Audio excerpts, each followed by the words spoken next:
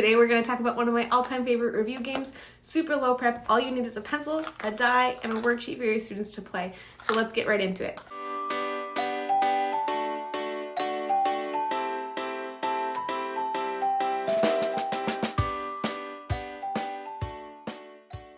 Hi, my name is Ashley, aka Senorita Spanish, and welcome back to my channel. If you're new here, don't forget to click that subscribe button and ring that bell so you get notified of all new content I create for you in the future. And if you're already subscribed, thanks so much. I really appreciate your support. Let's talk about this game. And this game has a ton of different names, so you maybe have already encountered it. My favorite name to call it is Lápiz, but sometimes we call it Seis. I know sometimes people have called it Surrender in Seis or Surrender in Six. The Latin teachers call it Sex, and the students love yelling that. And some people just call it the dice game, but it's really simple and they all have the same rules, so let's just jump right into how to play. Just a reminder for you while you're watching, if you have any questions, just drop a comment below this video and I will do my best to help you out. I can't wait to hear from you. So like I said, in order to play this game, you just need to put your students in groups of 2 to 4. I don't like any more than 4. I think it gets too big. 2 is perfect. That's usually my favorite, but 3 works just fine if you have an odd number of students in your classes. Then you need 1 pencil per group, no more than 1, just 1, and a die. And I like to put my die in these little containers. I found them, I think, at the Dollar Tree. I will link them for you below. I also found them on Amazon. And I've had these for 7 years. And even though some of them look like this now, they still work amazingly for this. See? Contained. It doesn't go flying all over my room.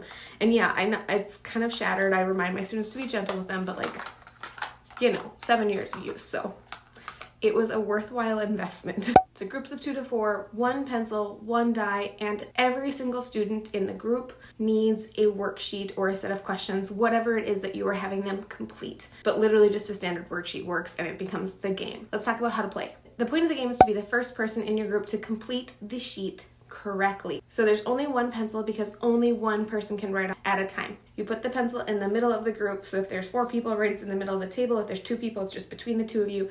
And you begin the game by rolling the dice and just taking turns. So I roll, my partner rolls, they roll, you know, back and forth until the first person gets a 6. And then that person grabs the pencil and starts writing furiously. Everybody else in their group, so either just the partner or the other people around the table, are going to keep rolling.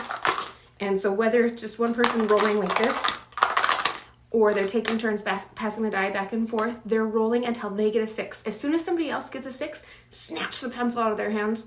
This is where the me Lápiz part comes in. So they snatch it out of their hands and they yell, me Lápiz! And they can start writing on their sheet while the other person now has to roll, hoping that they'll get a 6. That's it. That's the whole game. So the first student who correctly completes the worksheet is the winner. And here's where it gets a little like tricky / sneaky for them. I remember that they have to be completed correctly. So as soon as somebody in the group has finished, they raise their hand and I'm walking around and I go to that student and I check their work. While that's happening, the dice is still rolling and their group is still playing. If they've stopped working, I'm still checking their work. Their partner's maybe getting a little bit further ahead. Because if I found like, oh shoot, this question didn't get completed because you probably had a pencil stolen out of your hands, you're not done. You have to go back and finish this one. Then they're back in the game and they're back to rolling, trying to steal their pencil. And the other people in their group maybe got a jump on them because they were waiting for me to check and then, oh shoot, they realized they weren't actually done. Sometimes it was an incomplete question. Sometimes they just got a question wrong because they were trying to go too fast or they just didn't know the material. So then what I will do is I will just take my pencil or my pen and I'll just circle the ones that they have wrong, or depending on the group and the students and right what the thing is that they're practicing, like if it's something that they should be comfortable enough with, I'll just say, oh, you have a problem, and I'll hand it back to them and they're like, what do you mean I have a problem? And then they just have to go and they have to try and find where their error is. So again, that depends on the content and the level of the students. So sometimes I tell them what they have wrong. Sometimes I just say, oh, there's something wrong in this section. Look it over, see if you can find it. So usually when we play this game in my classroom, I just put up a timer on the screen and that's how much time they have to play with it. So usually they're just doing like a one-sided worksheet. So I found that 8 minutes is a really good length of time for them to be playing it and not get bored. But we've played for like a half an hour. Oftentimes that 8-minute timer goes off and they are like not ready to be done. Like they're mad. So it's like, well, I said it for 8 minutes because we do have more to do today. The other thing that you can do is that you can kind of change it up. So if you are like walking around the room and you can kind of hear the excitement is flagging a little bit, Sometimes I'll pause the timer on the screen and I'll say, everybody take out a pencil. You have 1 minute to write as much as you possibly can. And then when that timer goes off, all of the other pencils go away. They're back to the one pencil in the middle of the group. The game resumes. And that kind of helps everybody feel like, okay, now I'm closer. I'm not falling so far behind. Because I've had kids not get a 6 for like ever. And then I just joke with those kids like, remind me never to take you to a casino. Like, you have the worst luck. Oh, and if you haven't yet, please remember to click the thumbs up and let YouTube know that you like this video. Click subscribe and ring that bell so you get notified of all new content I create for you in the future. Thanks. The other thing you can do is you can add a couple of variations.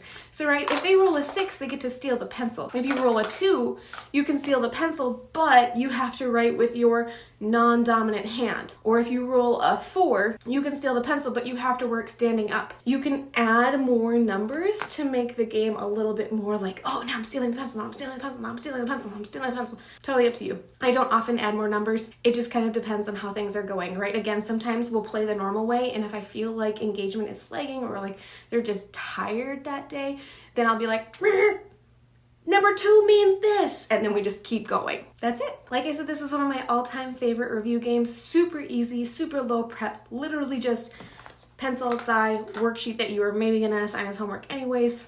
Very easy. A few notes about that worksheet. I like to keep them pretty short, like just the front side of one sheet of paper is plenty, 15 to 30 questions, and things that aren't too like higher order thinking, right? Because the pencil's gonna get stolen out of their hands. So you don't want it to be like something that they're supposed to be like having a really deep, thoughtful processing moment about, because it's just gonna get interrupted. Like that thought is just gonna get interrupted over and over again, right? So very simple, rote. I like to do translation activities with stories or maybe sequencing activities with stories.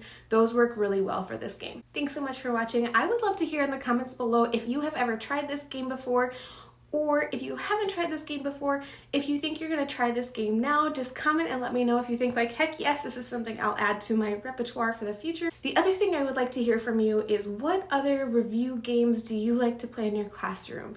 Do you prefer tech games? Do you prefer no tech games? Comment and let me know what would you like to see more of from me in the future. Thanks.